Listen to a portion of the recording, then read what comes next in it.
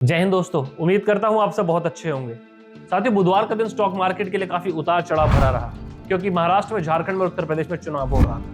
मगर बृहस्पतिवार की सुबह कुछ ऐसा हुआ जिसकी कल्पना सिर्फ देश में ही नहीं बल्कि पूरी दुनिया में किसी ने नहीं करी। देश के दूसरे सबसे बड़े उद्योगपति गौतम अडानी और उनसे जुड़ी हुई लगभग हर कंपनी के शेयर्स 20% तक जा गिरे। जी हाँ दोस्तों, 20% तक। सिर्फ इतना ही नहीं, कई कंपनीज के शेयर्स में तो लोअर सर्किट भी लग गया दोस्तों।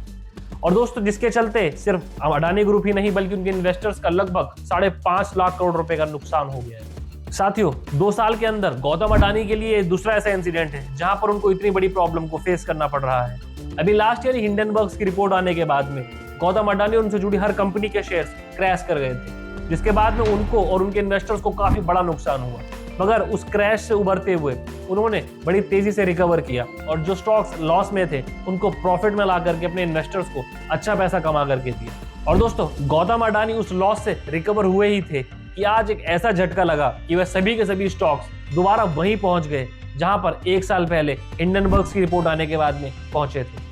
और साथियों, ये सब कुछ हुआ न्यूयॉर्क की एक फेडरल कोर्ट के अंदर लगे हुए आरोप के बाद में। तो आइए समझते हैं ऐसा क्या आरोप लगा न्यूयॉर्क के फेडरल कोर्ट के द्वारा गौतम अडानी ग्रुप के ऊपर, जिससे उनके स्टॉक्स इतनी तेजी से नीचे पहुंच गए।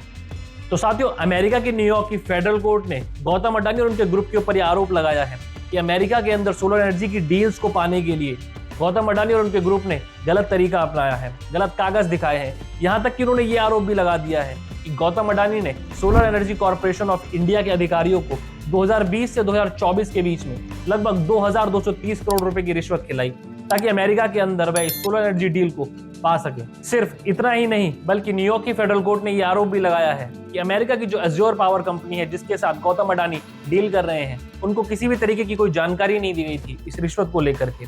और उन्होंने ये दावा भी किया है कि इस डील के जरिए 20 साल के अंदर लगभग $2 अरब कमाने की प्लानिंग थी अडानी ग्रुप की। और साथियों, इन आरोपों के लगने के बाद में अडानी ग्रुप के चेयरमैन गौतम अडानी ने बिना देरी के इन सभी आरोपों को सिरे से नकार दिया है। तो खुद सामने आए और उन्होंने इस बात का जिक्र किया कि इस समय वर्ल्ड वाइड जहां भी उनकी डील्स चल रही हैं, हर डील के अंदर ट्रांसपेरेंसी से काम हो रहा है, सभी कंप्लायंसेस फॉलो हो रहे हैं, प्रॉपर पेपर वर्क किया जा रहा है।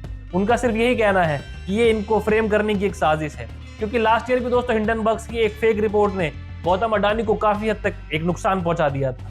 साथियों, जैसे ये खबर बाहर आई, सोशल मीडिया के ऊपर लोगों के ओपिनियंस और क्रिटिसिज्म शुरू हो गए, जहां एक तरफ एक ऐसा तबका है जो गौतम अडानी को सपोर्ट कर रहा है, वहीं दूसरी तरफ एक ऐसा तबका भी है जो गौतम अडानी और भारत के प्रधानमंत्री श्री नरेंद्र मोदी जी के अच्छे संबंधों को लेकर के हमेशा परेशान रहता है, हमेशा उनके सिर में दर्द रहता है। वहीं दोस्तों, कुछ एक्सपर्ट्स का ये भी कहना है कि यूएस के अंदर जो इलेक्शंस हुए हैं जिसमें डोनाल्ड ट्रंप जीत गए हैं और जो बाइडन हार गए हैं, तो जो बाइडन को अगर हम देखें तो भारत के प्रति बहुत ज्यादा फ्रेंडली नहीं रहे हैं और डोनाल्ड ट्रंप को हमेशा से भारत से बुरा सपोर्ट रहा है। तो दोस्तों, कई एक्सपर्ट्स का ये भी कहना है कि ये यूएस गवर्नमेंट की साजिश है गौतम अडानी के खिलाफ, ताकि उनकी इमेज को खराब किया जा सके। अब साथियों, एक्चुअल में क्या स्टोरी है, इसको समझने के लिए हमें थोड़ा समय इंतजार करना पड़ेगा। जैसे कि हिंडनबर्ग की फेक रिपोर्ट आई थी, मगर कुछ समय के बाद भी चीजें सारी क्लियर हो गई थी, ठीक वैसे ही इन आरोपों को समझने के लिए और इनका कंक्लूजन आने के लिए हमको थोड़ा सा इंतजार करना पड़ेगा। साथियों, ऐसा पहली बार नहीं हो रहा है कि भारत के किसी मशहूर उद्योगपति के ऊपर किसी विदेशी सरकार ने आरोप लगाया हो। ये सब चीजें काफी समय पहले से होती आ रही हैं, मगर 2014 में जब से नरेंद्र मोदी भारत के प्रधानमंत्री बने हैं, उसके बाद से दोस्तों भारत के जो मशहूर उद्योगपति हैं गौतम अडानी और मुकेश अंबानी, इनको लेकर के हमेशा से विदेश के जो सरकारें हैं बहुत ज्यादा ही अग्रेसिव रही हैं, बहुत ज्यादा अटैकिंग रही हैं। सिर्फ इतना ही नहीं दोस्तों, बल्कि भारत के अंदर जो विपक्ष है वह भी इन 2 नामों को लेकर के हमेशा से परेशान रहता है, उनकी हमेशा चिंता का विषय बना रहता है। मगर साथियों, दूसरी तरफ हम इस बात को बिल्कुल भी इनकार नहीं कर सकते हैं कि गौतम अडानी का और मुकेश अंबानी का जो कंट्रीब्यूशन रहा है भारत की डेवलपमेंट के लिए, वह बहुत ज्यादा अहमियत रखता है। अब फ्यूचर में ये सिचुएशन कहां जाके रुकती है, कहां ऐसा कंक्लूजन मिलता है, उसके लिए हमको थोड़ा सा वेट करना पड़ेगा दोस्तों। साथियों, उम्मीद करता हूं आपको आज का वीडियो पसंद आया होगा। अगर वीडियो अच्छा लगा हो तो वीडियो को लाइक करें, चैनल को सब्सक्राइब नहीं किया है तो चैनल को सब्सक्राइब कर दें और शेयर कर दें। अपना और अपने परिवार का ख्याल रखें। जय हिंद।